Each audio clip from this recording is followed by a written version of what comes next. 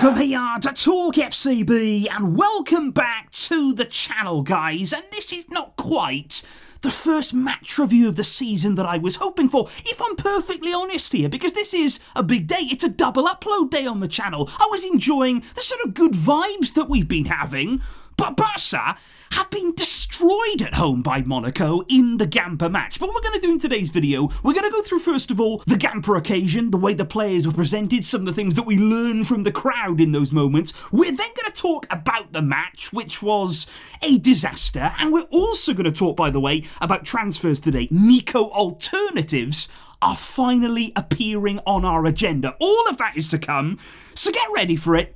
And let's do it. But let's kick off today's video, guys, with a few super thanks donations here. We have fantastic support coming in from Egypt there. Thank you very much for that. And also here from Angel, who is questioning the departure of Julian Araujo. Do you agree with that there? Thank you, like I say, for that fantastic support. Because indeed, guys, the Joan Gamper Trophy tonight against Monaco, it is one of those games that to me signals the start of a new season. You know, the new adventure begins right here. So that is why the result tonight and the performance, it's not ideal, and certainly the fans inside the stadium made their feelings known as it went on. But at the end of the day, we're going to come on to talk about the game, but we have to stay positive here. We are still all behind Hansi Flick. We're early on in the journey, early on in the project, and he had some words for the fans inside the stadium before the game tonight about that work and about our goals for the season. First of all, guys, he actually addressed the fans in Spanish to say hello, good evening, and to say that he was very happy to be at Barca. And then in English, he went on to say that the whole team, the players, and all of the staff behind them are working hard, and we are focused on achieving our goals. And he said, with your support, we are much stronger.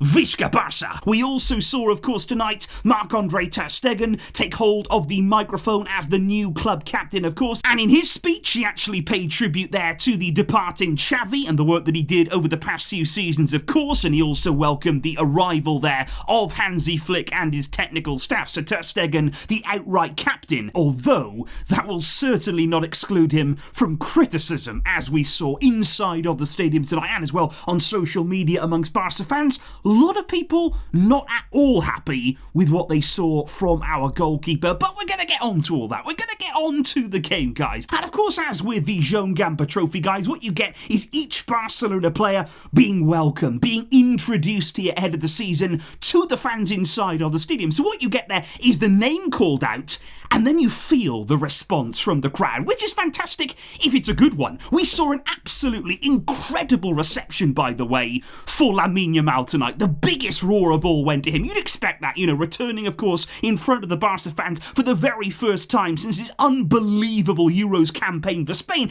and just seeing him there in the Barca kit again. I mean, this is what we've waited for. These are the moments that all summer long it's been counting down here, watching Yamal for Spain, watching the way that he's growing as a player, to see him now back at Barca and awaiting what's to come. That is where the real excitement comes from. There was real celebrations tonight inside the stadium for all of the Barca players who were part of Spain's success this summer at the Euros and, of course, at the Olympics. And there was a great reception too for Gavi inside of the stadium. The fans really rallying around him after the injury difficulties that he's had to overcome. Great to see him again in a Barca kit as he edges closer and closer to making his eagerly anticipated return. And even Fermin Lopez, by the way, not even in the stadium tonight. He wasn't there. He's on his holidays for just a few days, of course. But the fans inside the stadium really excited and really appreciative of his performances throughout the summer, and we're all excited to see him under Hansi Flick in the team this season. But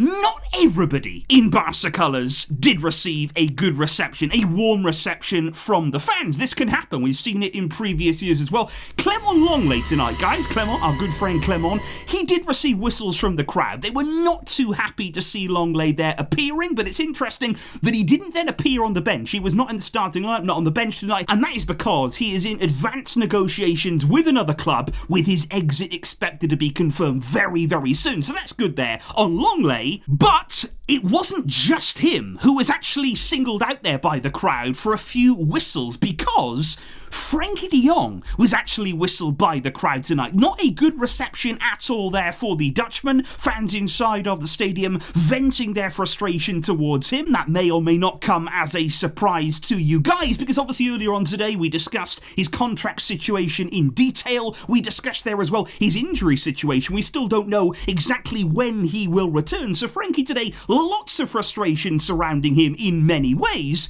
But also, guys, not in the lineup or on the bench tonight, Vitor Roque, because obviously he's been struggling with an illness over the past few days. He hasn't been in training sessions, so not surprising that he's not there with the team out on the field tonight. But he is also expected to be leaving the club soon. It's going to be a loan deal, and that looks like a move that's going to happen. And of course, we had one of our brand new players presented this evening, our big signing of the summer so far, Dani Olmo, presented in front of the Barca fans. And I've got to say, this is the perfect way to present a new player, you know, especially a big signing here, coming in front of thousands and thousands of Barca fans in a full stadium. If you're a player being signed at this club, you're looking around and thinking, this is why I came here. This is Barca tonight. And I think even more so for somebody like Dani Olmo returning to the club, coming back home here. And he went on to say exactly that. He said, I'm really happy to be here, to be back home. He said, it's a dream come true to be able to wear this shirt again and support this badge. He said, we have a great team. We've got great fans and we cannot wait to get the season started.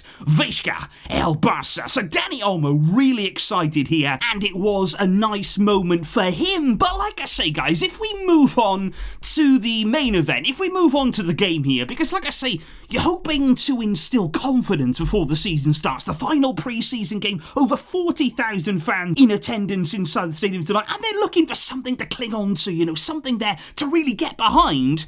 And the players kind of gave them nothing tonight. That's why the fans are whistling by the end of the game, which obviously is not good. You know, the season hasn't even started yet. These are not the kind of feelings that we want. But honestly, it was a really bad loss. I mean, Monaco here coming to our own stadium, winning by 3-0. 3 second-half goals there, blitzing Barca. In all honesty, I mean, that's unacceptable. Whether it's pre-season here, whether we're down the park in Barcelona, whether you're in your back garden in Barcelona, doesn't matter. Do better. Do more. It's as simple as that. This is unacceptable from a Barcelona team tonight. And obviously, off the back of that, there's criticism of certain players. I think certainly getting the brunt of it right now, it's the more senior ones. I've heard a lot of criticism there of Lewandowski as well, like I say, of Ter Stegen too. And I think there's a feeling of Hansi Flick here. He's got to analyse and understand early on where those problems lie. And it's all going to depend, for me, on how he reacts to those problems. Because obviously here, just by changing coach, you're not going to eradicate every single problem we had last season. We haven't changed the whole team, so some things are still going to be there. Some issues are still going to remain. And it's all going to be about how we react to those issues and how quickly we can actually move to address them here. Already after the game there, you're seeing Flick talking quite intently to Marc-Andre Ter Stegen. What he was saying in that moment, we don't know exactly. But what I want to see from Flick is that real urgency, and ultimately to go toe-to-toe with these players, tell them straight up what's happening. Tell them here, this is unacceptable, because that's what we have to do. And if anything, guys, I kind of hope here, this game and this result, this bad defeat tonight, let's use it as a catalyst for our season. Let's use it here. If the players needed it, one final wake-up call. You've got to work. You've got to put the hours in. You've got to put the effort in every single minute, because if you don't, you will suffer, and the results and the consequences are severe. So I hope we can actually use this here in a positive way. It's highlighted a few glaring problems. It's highlighted a few problems that we knew we already had. But like I say, the proof now in the pudding will be, what do you do about that? How do you go about combating those issues? And we don't have long to wait here. That's why I don't want to get too held up on a pre-season friendly. At the end of the day, that's what it was. It's a friendly match. All focus now must be on Saturday. We go into that game. It's a massive game away at Valencia. That's the big one. We have to put all of our attention on that. We've got to forget what comes before, up to a point, because don't forget the errors, don't forget the mistakes, don't forget how you feel in that Barca shirt, losing 3-0. Remember that feeling. Learn from that feeling, because we don't want a season of this, by the way. We cannot have a season of this. Let's learn quickly. Let's wise up and let's get going. But of course, guys, along with the Gamper match that we saw play out tonight, a lot has been going on as well away from the field right now, in the background there, in the boardroom at Barca. Big decisions are having to take place because finally here, we might actually be looking at alternatives to Nico Williams. Now, I have to say, guys, why has it taken the club this long? That's the first question that I would have here. We spoke earlier on today about Nico, about the fact the signals coming out from Athletic Club, they don't look good for Barca. It doesn't look as though we're going to be able to get him. That door looks to be closing. So why wait around when it comes to looking at potential alternatives? Now, we're hearing names come out right now, like Rafael Leao. Now, I've got to be honest with you guys, that's just not realistic. You know, we've got to keep our mind in the now, in the reality. And Rafael Leao, way too expensive for Barca this summer. They simply cannot afford him, so I wouldn't look too much into that name. Luis Diaz may be a more realistic target, of course. Barca have been looking at him from Liverpool. Deco has been looking into this deal for quite some time. Now, apparently Liverpool would be demanding a fee roughly similar to what Barca were going to pay for Nico Williams. So that would be a 60 million fee for Luis Diaz. Now, on the face of it, guys, I would be hesitant on that. You know, I do rate him. I think he's a talented player. But again, 60 million for Luis Diaz, I personally wouldn't be paying all that much. You know, he's 27 years old right now, 28 in January, and that is big, big money there on a player that I think it would be lurching ourselves into another deal. So it's possible here that Barca this summer could look for a cheaper option now, maybe save the money, then maybe in the summer of 2025, you can go bigger. You can look at the bigger targets, bigger names maybe that we're talking about. Could Kingsley Coman this summer then be a more realistic low price option? Because he could be available on a loan deal from Bayern Munich, so he wouldn't actually pay out any transfer fee there. The thing with Coman though, is that the wages are high. He is currently commanding a high salary there, even on loan. Barca would need to find a way to fit that in, of course, their salary margin in La Liga. So that's one of the obstacles we need to overcome. But Hansi Flick is a big fan of the player. Worked with him, of course, for many years in the past. Scored some big goals for Flick. Did Kingsley Coman. And he remains a possible target for the club if they want to go down that route. But interesting here to see somebody like Joshua coming in on these super thanks here, mentioning Paulo Dybala. That's a name that's been thrown out there. He's got a very cheap release clause indeed this summer, waiting for a club to come in and get him. Should Barca be paying attention to that here? And I'm wondering in general right now, guys, if Nico is indeed to be off the table, which looks likely at this stage, would you go out into the market? Do we still need to sign a left winger? And if we do, would you pay big for somebody? Would you go for a lower cost option? What would be your preference right now? Where would you be looking in this summer transfer market? So indeed, guys, what I would like to know in the comments down below today, it's been a whirlwind day for Barca, it really, really has. Do you think that defeat there could do anything to inspire the board maybe into action in the transfer window? Could it have that kind of effect on us maybe? And what did you make of that performance there? Are there glaring issues that we should be aware of? What are they? And how do we fix them ahead of the start of the new season? Let me know all of your feelings down below. I will see you soon with more, but I'm going to go and get a bit of rest now. Thank you indeed, though, for your great support. But until next time, as always, Vejka, El Barca.